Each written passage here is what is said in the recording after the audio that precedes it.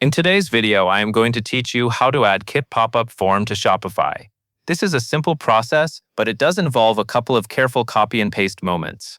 By the end, your Kit pop-up form will appear on your Shopify store using your active theme. First, you will start in your Kit account.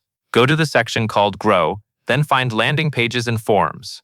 Once you are there, create a new modal, which is the type of pop-up form. As you build the modal, pay attention to the design and the fields you include, because this is the exact form that will show up on your store. Take a moment to preview or review your modal setup, then save your design when you are satisfied. This step matters because any changes you make here will be reflected in the pop-up you embed later. Next, you will switch from creating the design to getting the embed code. In your Kit interface, locate and click the Embed button. When the embed options appear, select the HTML tab. Then copy the code snippet that is shown on the screen. Make sure you copy the entire snippet, not just a portion of it. After you copy it, keep the code ready because you will paste it into your Shopify theme. This is the bridge between Kit and Shopify, so having the full snippet is key to the form working properly. Now you will move over to Shopify to place that snippet into your website code. Log into your Shopify admin and then go to Online Store.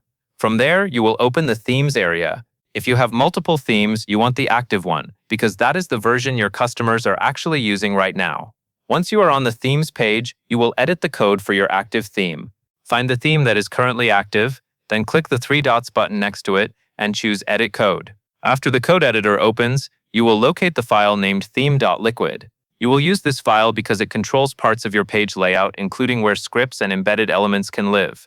When you have theme.liquid open, you will paste your HTML snippet at the correct location. Look for the closing Valda tag near the bottom of the file. Your instructions are to paste the HTML snippet immediately before the closing tag. Take your time here and make sure it is inserted in that exact spot. Then click Save to store the changes. This part is important because placing the snippet right before wet ensures it loads properly as your page renders. After saving, your pop-up form embed is now part of your Shopify theme. At this point, you should be able to test the storefront behavior and confirm that the Kit modal appears as expected.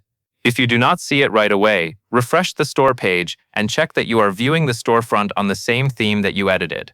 And that covers everything you need to know. And that is all there is to it.